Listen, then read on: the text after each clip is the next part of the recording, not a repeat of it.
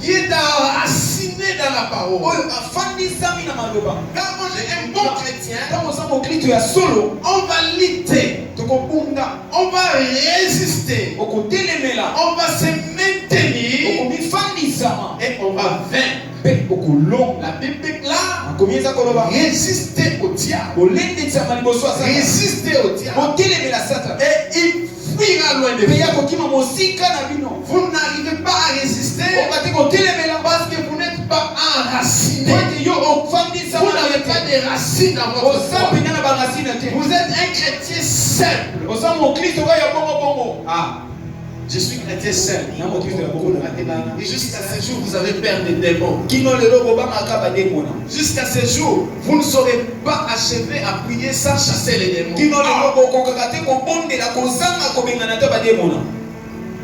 Moi, quand je prie là, je ne sais même pas compte s'il y a des démons.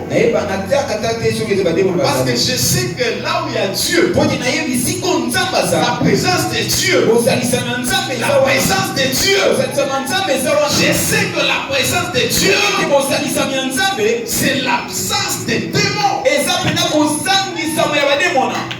Quand je prie, quand j'adore, je n'ai pas le temps de penser à chasser les démons. Parce que la présence de Dieu, c'est l'absence des démons. Les vrais adorateurs adoreront le Père en esprit et en vérité. Lorsque vous serez en train d'adorer, aucun démon n'oserait s'approcher de vous. D'où je n'ai pas le temps de chasser les démons, mais j'ai le temps d'adorer les Seigneurs. Vous avez peur des démons. Vous avez peur des magiciens.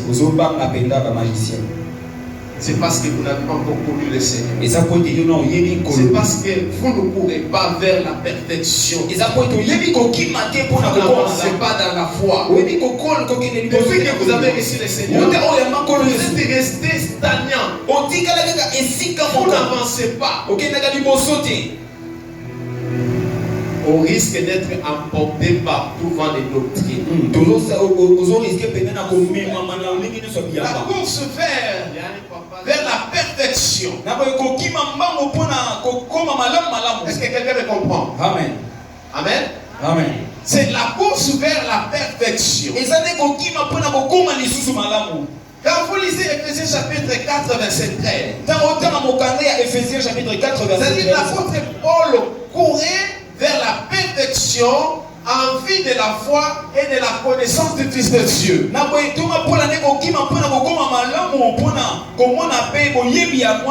L'objectif ici, c'est de revêtir l'état d'un homme fait. Un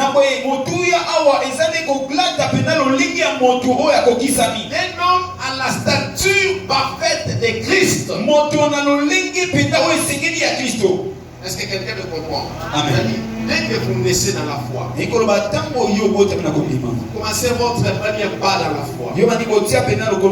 Oui, Dieu, je dois être affermi, je dois être baptisé, je dois être intégré dans une équipe, et je dois commencer maintenant à courir, à marcher avec Christ, à courir jusqu'à revêtir la statue d'un homme fait. Le modèle nous éloigne de plus en plus de notre Créateur. Chaque jour de sa vie, il s'inquiète pour aller à l'école. À tout prix, je dois voir les morts. Je dois fréquenter tel endroit. Moi, je dois quitter ce pays. Je dois rester l'Afrique. Comment fructifier son économie? Et cela devient le souci de chaque jour. Je dois obtenir telle chose. Et il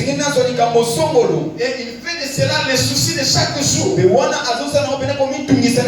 Cependant, il ne s'inquiète pas pour sa foi. Ce matin, laisse-moi te dire la vérité. S'il y a quelque chose, s'il y a quelque chose de meilleur, s'il y a quelque chose de meilleur, vous devez conserver, vous devez garder. C'est votre foi en Dieu. La foi nous lie à Dieu. La foi nous connecte à Dieu. Si vous n'avez pas la foi, vous n'obéirez pas à Dieu. Si vous n'avez pas la foi, vous ne servirez pas Dieu. Si vous n'avez pas la foi, Dieu vous parle même à travers vos songes. Les gens ne sont pas intéressés à chercher à comprendre la voix de Dieu, à saisir la pensée de Dieu. Mais cet homme riche qui avait négligé sa vie spirituelle, il avait négligé sa vie spirituelle, il s'est contenté de la vie charnelle. Écoute, bien-aimé dans le Seigneur, de la même manière que vous luttez pour survivre sur la terre, multipliez ses efforts pour gagner dans la foi. Vous sortez le matin, le soir au zongi au lembi, le lendemain vous sortez au Kékor, au zongi, mais vous ne tenez pas compte de l'évolution de votre foi. C'est ce qui est dangereux, frères et sœurs. L'évolution de ce monde, certains pensent que nous allons vers un monde meilleur. Nous aurons des bonnes choses, mais il faut nous poser la question: Dieu est-il glorifié dans cette évolution moderne? Quelle est la part de Dieu dans cette évolution moderne? Quelle est la part de Dieu? Beaucoup de gens sont tombés dans la distraction, pensant qu'avec les avancées technologiques, nous allons vers un monde meilleur. Par contre, frères et sœurs, ce monde moderne nous permet à pécher plus davantage. Les choses qu'on ne pouvait pas voir avec facilité,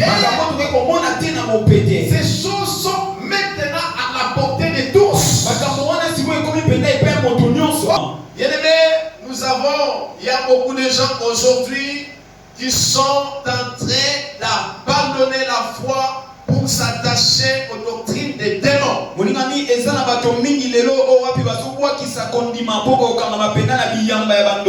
qui êtes chrétien, vous qui êtes enfant de Dieu, la chose que vous pouvez préserver, garder avec jalousie, c'est votre foi en Jésus-Christ.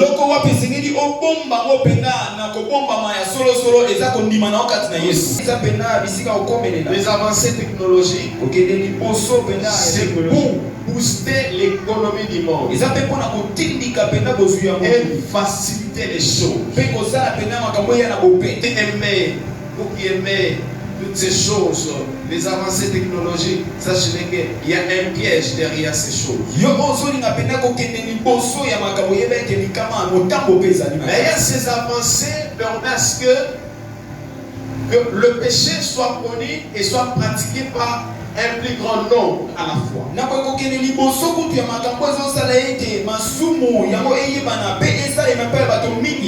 peu de temps, ce péché a grandi. Dans peu de temps, ce péché a atteint tout le monde.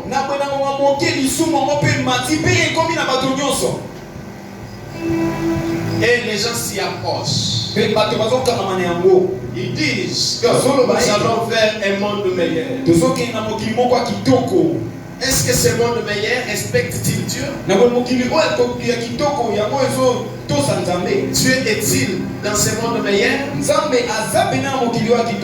Quelle est la part de Dieu dans ce monde?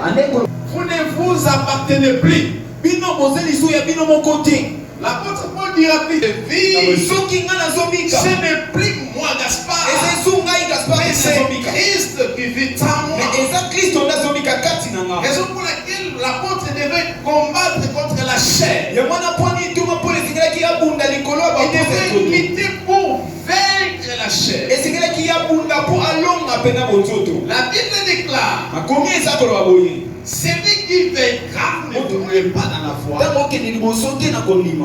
On vous dira que la sorcellerie est la puissance de Dieu. Vous allez dire Amen.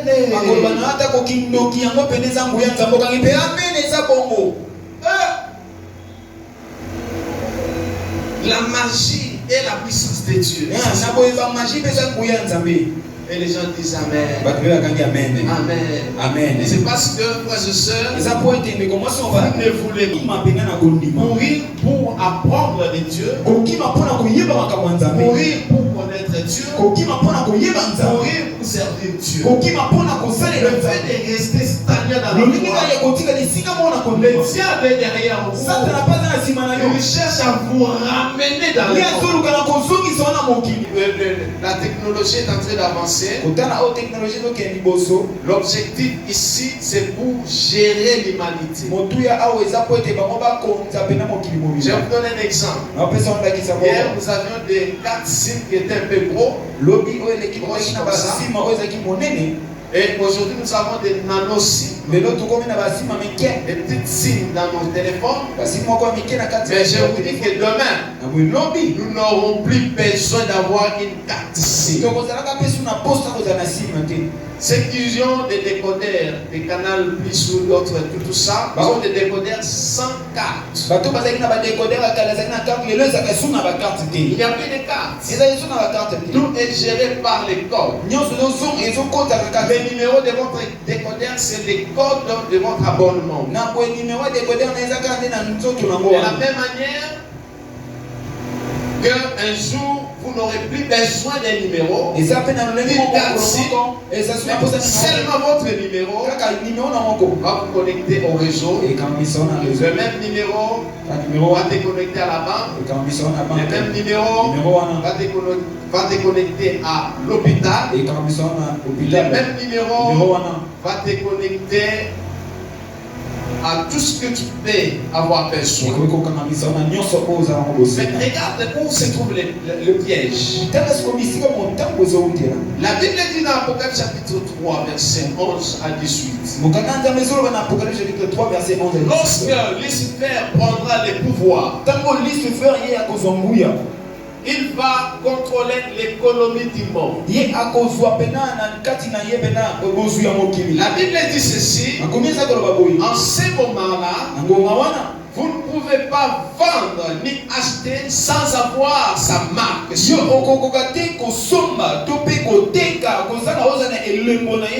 Vous ne serez pas là dans une pharmacie pour chercher les produits sans que vous ayez la marque de la bête. L'évolution de la technologie nous amène à ce qu'un jour, lorsque Lucifer viendra régner dans ce monde, qu'on lui donne tous ces systèmes. C'est-à-dire, frères et sœurs, vous serez contrôlés. Tous vos mouvements seront contrôlés.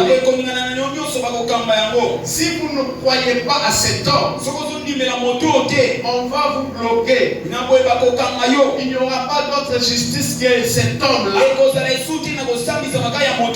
Parce que l'économie sera entre ses mains. Tu veux vivre, tu dois m'appartenir.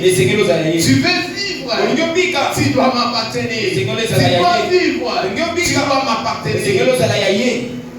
Il y a déjà des gens qui vendent leur âme pour avoir le succès.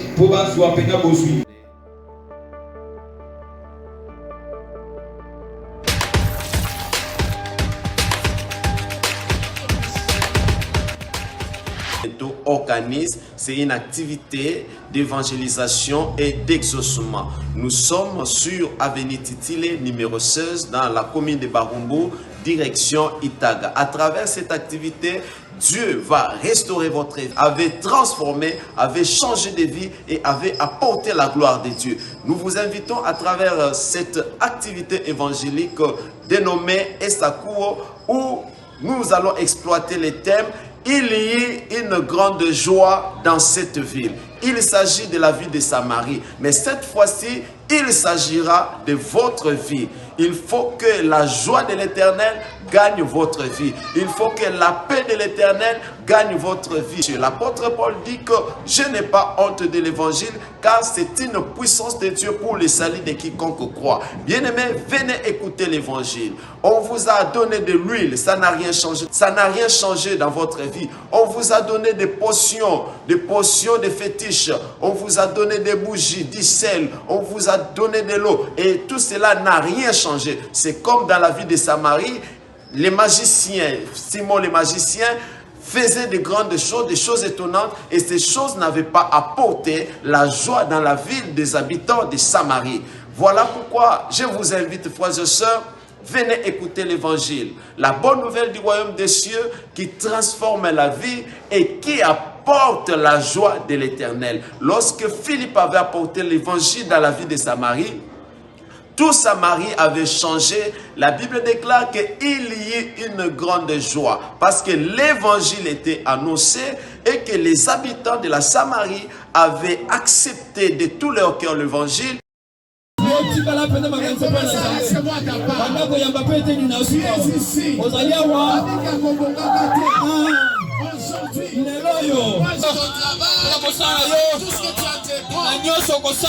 Dieu veut faire quelque chose. Moi, c'est pas un miracle. C'est pas un miracle. Où tes dossiers sont bloqués, un miracle s'opère déjà. Reçois ta grâce, reçois ta délivrance, reçois ton miracle. Le miracle au nom de Jésus. Tu as saisi déjà.